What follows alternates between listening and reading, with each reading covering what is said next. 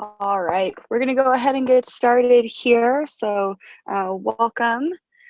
Today, our topic is going to be fall season office hours. So this is going to be first time we've done office hours here for this year. So, really we're here for you guys. We've got our customer success coach team here to really answer any questions that you guys bring to the table. Of course, we've also got some important content that we want to make sure to cover, and that also includes some frequently asked questions. So this is a look at our agenda of what we'll be covering. And like I said, don't hesitate to jump in with questions. You should be able to see that Q&A option if you hover over your screens, but then we also have a chat option, so don't hesitate. Like I said, we've got our CSC team here to address any of those questions that come in.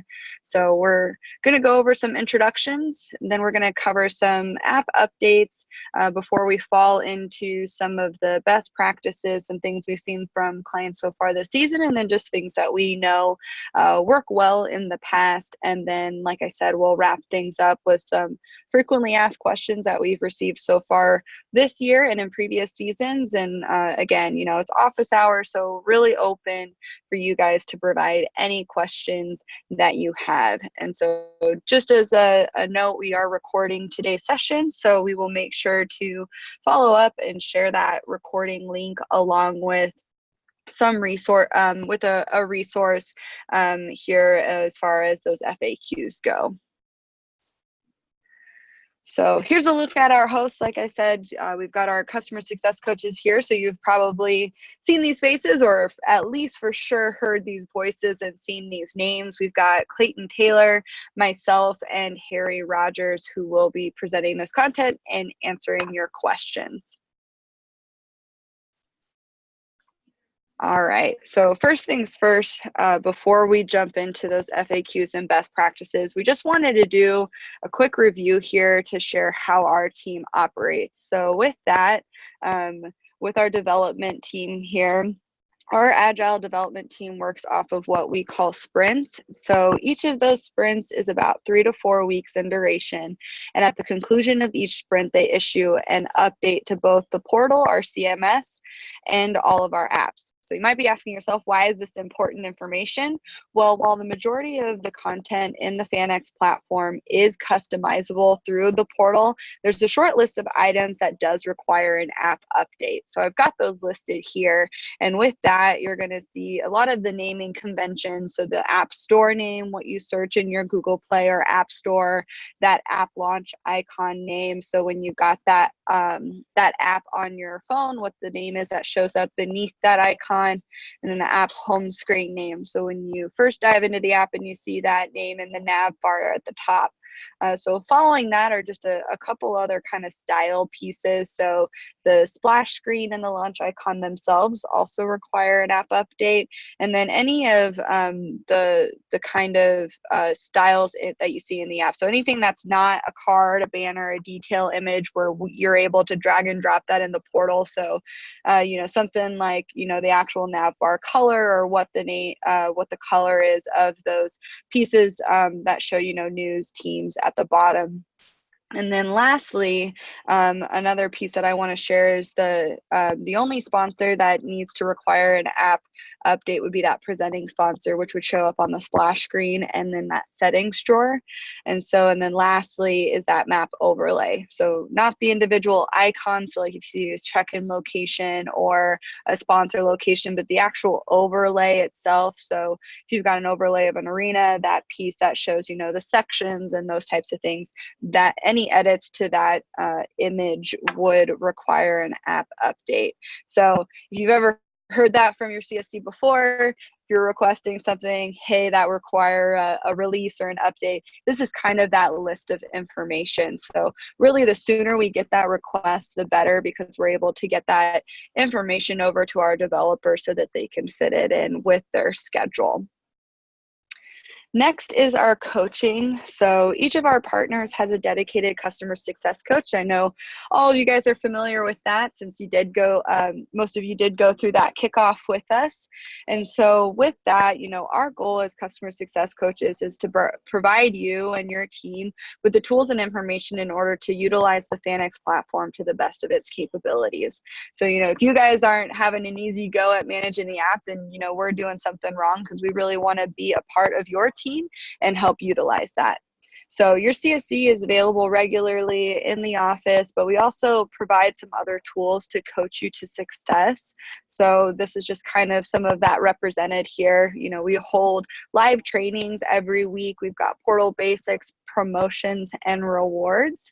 So you can always sign up for those so that you can stay on top of your game and understanding, how to utilize the app and how to manage it in the back end.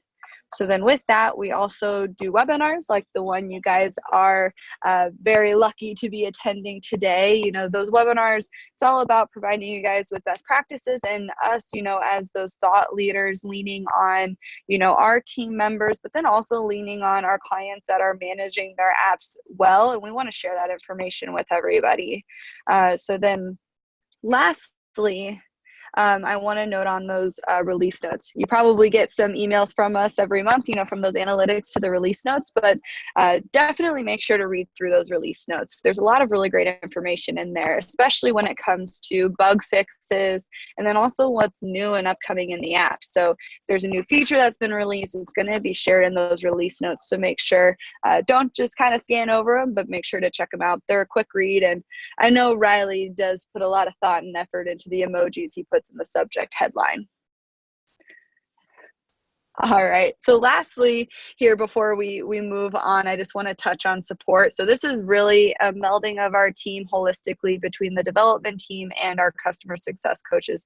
We work together to make sure that we can provide you and your team with support at any time of the day. So, but there's also, a resource that's available anytime, and that's our FanX Success Center. So if you're in the portal, in the upper right-hand corner, there's always that nice little help button that takes you to that Success Center, where you can search for pieces. If you're trying to send a notification, can't remember quite how, you can search for that and get all that great information.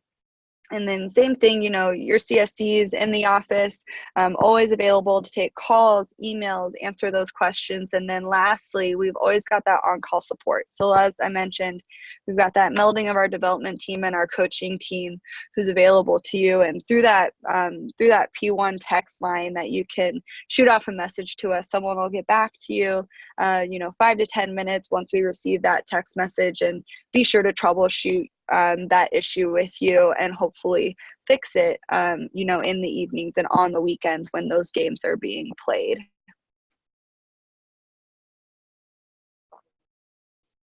All right. So one more slide I just want to go through before we jump into those best practices, and that's kind of just some app updates for you guys. So first and foremost, with every new season and, new pieces being introduced from over the summer, you're always going to run into a couple bugs here and there. So I just wanted to share with you guys that we are familiar with some of those stat bugs that have plagued a little bit in the first weekends here. Our team is working through those fixes. And then same thing as far as audio goes, we work closely with the Learfield IMG team for anyone who would be expecting audio through them. And I know there's been a couple issues on that side, but we're working closely with that support team to make sure that we are on top of any bugs and also getting those fixed in a timely fashion. But just a reminder, when it comes to those bugs and fixes, the sooner that it's brought to our attention and the closer it is to, being in real time, the easier it is for us to troubleshoot. So if the problem's going on right now, make sure to reach out to us so that we can dig into it and actually see the problem as it's existing, and then we'll be able to really understand it and get that fixed out. So next, FanX Plus. So I know a lot of our clients have added on this great feature, which allows our portal and the app to tap into the website data feed provided through Sidearm. And so I just want to kind of recap what those expectations are with that phase 1 of FanX Plus. So in phase 1, our developers worked hard during the summer to allow us to pull in roster and schedule information from that data feed. So things to note with rosters in particular. So anytime, a new roster is uploaded, players are added, those should be expected to pull into the app automatically. Same thing goes for if an existing player is edited, that should also reflect in the app. One piece I do want to note, though, is that if a player is removed from the team, that will not delete them from the app. So you'll still want to make sure to manage any players that, have moved on, graduated, or just no longer on the team, and make sure to jump into the portal and remove them. And then another thing to note when it comes to roster management is that we're not currently pulling in coaches. So that coaching staff, you would want to make sure if you want them included in the app to include them, or like I said, our customer success coaching team is here for you guys. So lean on us and we're happy to assist you in getting that information updated. So then with schedules, we should be expecting all those schedules to come in if you are a FanX Plus customer. So any changes to that schedule, also expect that to reflect. But same thing as what I mentioned with those roster players, if as far as removing last year's games or something like that for baseball, etc., you would want to make sure to jump into the portal and remove those. All right, so last piece here, we're always looking to the future and how we can make the app better for our clients and for our fans. So just to look at our roadmap, as you're familiar with that FanX Plus, we also introduced our news feature, which is a new card that shows up on the home screen. Currently for FanX Plus customers, it's got news from your website coming in along with Twitter. But one thing that we're looking to add here in the near future will be Instagram. So then for our clients who aren't utilizing FanX Plus, we'll be able to turn that news feature on, and then you'll be able to get all that Twitter information followed by that Instagram content as well. And then, with that data feed, we're always, digging a little bit deeper there. And so, we're still looking into that phase 2 for FanX Plus and how we can build further in there. And then lastly, I just want to note when it comes to our roadmap, we lean heavily on feedback that we get from our clients and also from our fans. So, if you're navigating the app or utilizing the portal and there's something that would really make your lives easier or something you just think would be a really great add-on, make sure to let us know. Because like I said, we lean on you guys heavily. You're the ones, living in there and really have a great grasp and concept of what can really make this better. And so don't hesitate to reach out to us, and we'll definitely, weigh that and get that into our roadmap wherever it fits in. All right, so without any further ado, I'm going to go ahead and hand things over to Harry to touch on some best practices. Perfect, thanks, Sydney. So I'm going to walk everyone through some best practices that we recommend. I'll start with going through some tips around notifications and how to best use those. So one of the great features about our system is that you can plan notifications ahead of time. This allows you to take the pressure off of game day, knowing that those notifications will go out to your fans once you have scheduled them. We know how crazy game days can get here, so that's another thing to take off your mind. A good pattern that we have seen from our clients when scheduling those notifications is to categorize by pre-game, during game, and post-game timeframes. An example of doing this would be to send out pre-game info such as TV and game time earlier in that week. In game time, send any relevant information such as injury or weather updates. And then things like press conferences, post-game recaps, or any highlights you might have are great notifications for fans to receive after a game. With notifications, you are able to attach images. These can catch the attention of your fans a little bit better and keep them engaged with any notification you're sending out. Using emoji is another way, a great way that we see clients use a lot to just, draw their fans' eyes to that notification and help to keep them engaged. Finally, with notifications, personalize these to your fans. Send updates for the football game just to fans that are following that sport. You can also send out notifications to fans inside of a geofenced arena or facility, which allows you guys to really go ahead and target those fans that you want to get the notification. One thing to keep in mind with notifications is just to be wary about the amount you send. Fans don't want too many, but they also don't want too little. A good way to sort of visualize how many you guys are sending out is to go ahead and plan those in advance, like I mentioned. That way you can get an idea and visualize how many are going to be going out that week or that month and try and hit the sweet spot. Moving on from notifications, I'm going to quickly talk about promotions and the best practices that we've seen. We see our clients use promotions for many different things, giving their fans plenty of options, plenty of offers, and they use it in a really great way. When putting a promotion on the home screen, one thing to keep in mind is where you want that to show up. If on the back end you select high priority, it will show up in the front of those cards. Select medium if you want that in the middle of those cards, and then low if you want it at the end. Just like with notifications, an easy way to plan for promotions is to schedule those in advance. Through the portal, you can set up when you want those to go live and when you want them to expire. If you want, we see some clients do this. They go ahead and schedule every promotion they have for the season or for the next couple of months. Then you sit back and relax and those are done. In arena, promotions are great for any concessions offers you have, any merchandise sales, or any special events going on in that arena that a fan might be interested in. These will only show up for fans inside that geofenced arena or facility. When you do schedule your promotions, keep in mind that you can tie that to a notification, prompting your users to go straight into any promotion that you have. And then moving on, we'll quickly look at some ways, some best practices that we've seen promoting your app. So driving downloads is something that everyone wants to do. We have a couple good examples on the screen here. Georgia Tech promoted a certain feature inside of the app and pointed users directly to the app to enjoy that experience. As well as using features to direct the fans to the app, use your already present social media to push users in the direction. Here, South Dakota State promoted for their launch, but their engagement on social media can tie into a promotion, special event, or anything else that you have going on inside the app. If you have a big screen at your arena, why not show the app on that big screen? We have marketing materials that we can share for you that can go straight onto those and really reach all those fans there.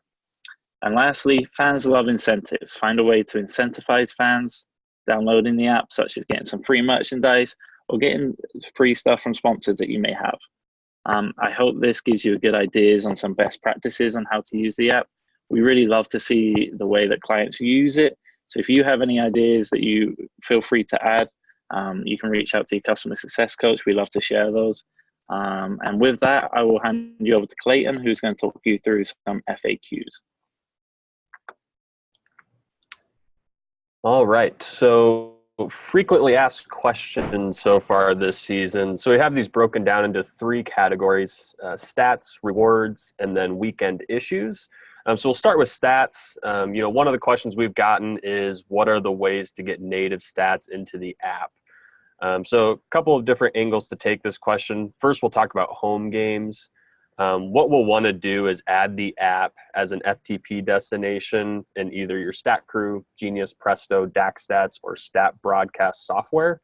Those are our currently supported stat softwares. We think that's a pretty, we get a pretty good range of covering our clients with those 5 softwares. But all you're going to do is add your FTP credentials to those softwares, and then when live stats come in, they're going to fire over to the app. So again, that triggers the native stats and then also those auto score alerts. For away games, you can basically do the same thing, but you're going to need to have the visiting SID set that up for you.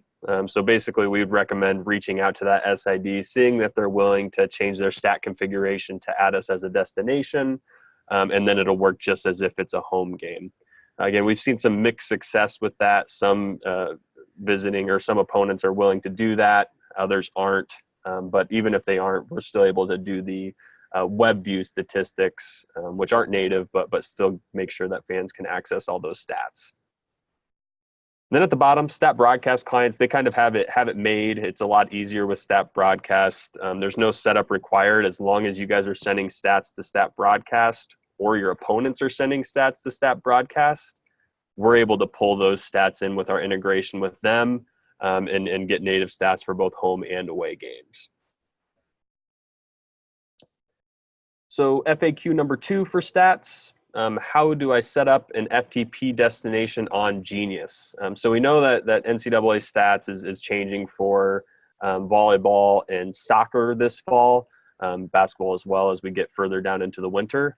But it's really easy to set up FTP as a destination on Genius. It's a 2-step process. One is to download the in-arena utility tool.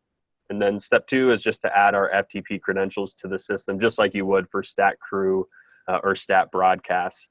I've got 2 links that we'll follow up with down here. One has detailed instructions just kind of laid out on the NCAA website. And then there's also a nice how-to video on setting up FTP destinations with Genius. All right, FAQ number 3 for stats. What things should you be checking before contacting from now on about a potential stats issue? So really there's 2 things to check. One is to make sure that stats are working on your website. If we can see that stats are working on the website and aren't working on the app, we know that there might be something wrong with how we have things set up. And then step 2 is just to make sure that the game time and date are correct on the app as well. Our logic basically says if we aren't able to match the game time and date of stat files coming in, we kind of ignore them and don't actually attach them to the game. And that's mostly to prevent anything, no notifications get sent out that are wrong or anything like that. So double check that before you reach out to us. And if both those things are in place and working, that's when you should reach out to our P1 support line and just include your school name and a description of the issue with that. So for example, Exarban Tech, football stats aren't pulling into the app. So our next category of FAQs is rewards. We've had a couple of questions there come up. So question number 1, what should I be telling fans that are having trouble checking in? So there's a couple of things for you to do. 1, they should be checking the error message that shows up when they tap the check-in button on the app.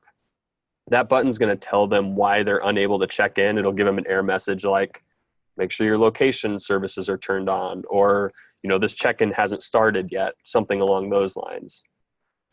If they continue to have an issue or you think there's a technical issue, you always have the option to manually check in those users if for whatever reason, they can't get it figured out. So that's just as easy as hopping into the CMS, making sure you have their email address so you can go to their user and manually check them into that game. And then number 3, if that issue is isolated, it could be just something wrong with their phone not updating or something like that. But if you are seeing multiple issues with checking in, make sure you reach out to your CSC and let us know. We can submit a bug and look into it a little bit further, after the weekend. So 2, how do I change the point value of events?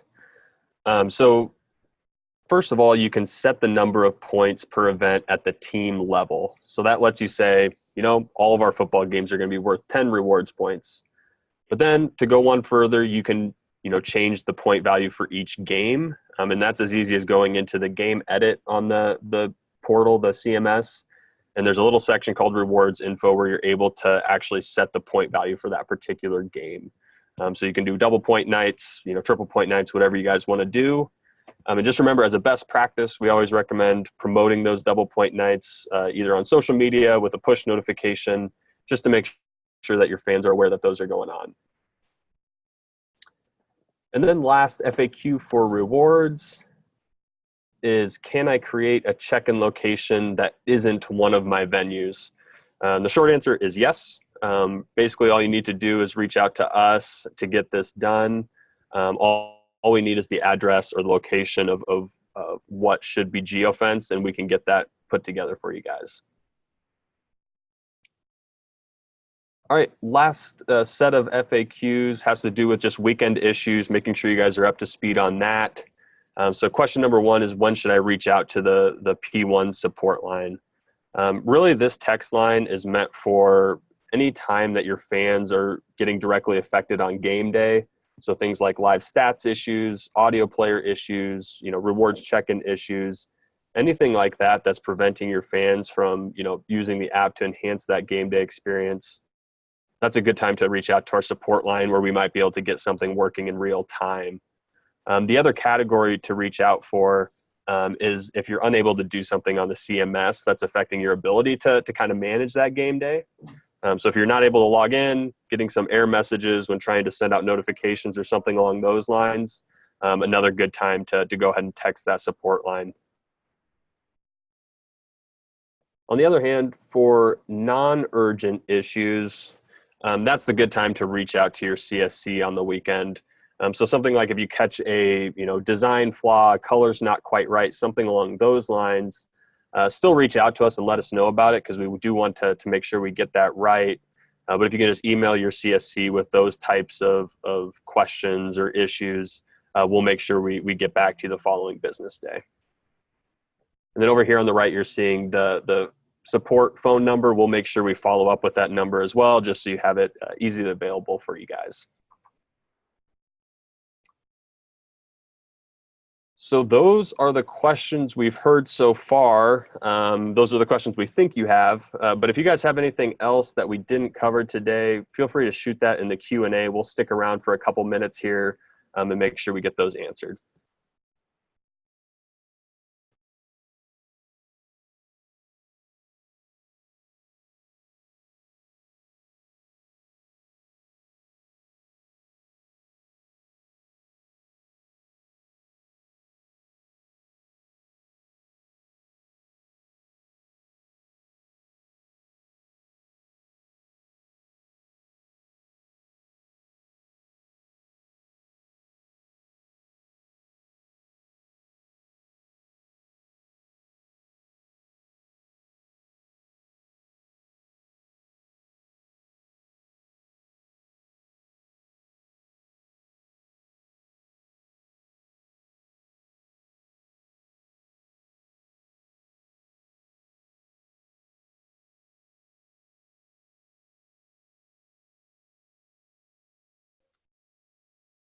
All right, so sounds like we did a really good job kind of addressing what those frequently asked questions are.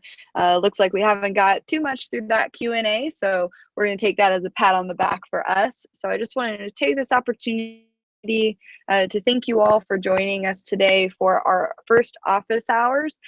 We'd love to hear, how it went as far as finding value in something like this. We'd love to do this more frequently, but want to get feedback from you. So feel free to let your customer success coach know. I know, as far as, getting those frequently asked questions at the beginning of the season, when, we've got new stat systems going on, new updates, all of those great things. Just want to make sure that everyone is comfortable and confident utilizing the platform. So again, thank you all. Like I said earlier, we'll make sure to follow up here with a recording, and then also with some of those resources for you to utilize as far as stat setup, and also that P1 issues text number, so that you have that and can get it saved in your device to reach out to us, which hopefully nothing goes wrong on game nights or game weekends, but just want to make sure that you've got us in your back pocket to be able to reach out and let us get anything fixed that's going on. So thank you again, and we will be in touch.